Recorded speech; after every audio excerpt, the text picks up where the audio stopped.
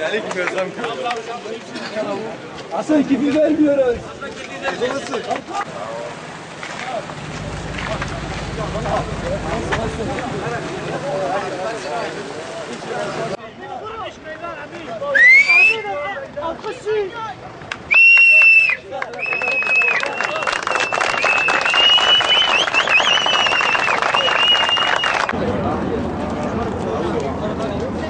Aha, çek abi çek.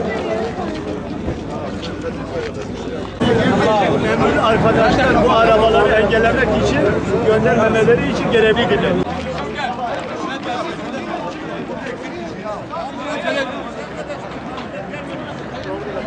Kapatmanız suç teşkil eder. Yapmayın. Hakkınızı kullanmak istiyorsanız, basın açıklaması istiyorsanız, basın burada zaten buyurun. Ama lütfen istirham ediyorum. Bak, bir kazaya sebebiyet vermeden Bak yolu komutanım, boşaltalım. biz de burada siz jandarma olarak müsaade et biz de konuşalım. Buyurun. Basın orada.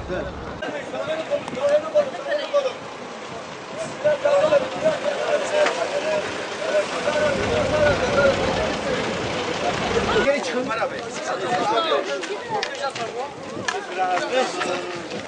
Ha, sana be.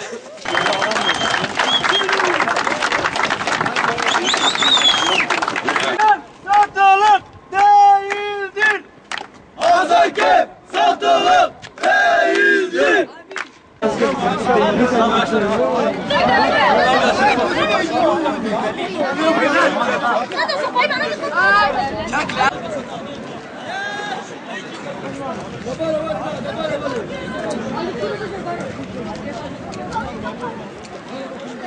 Sen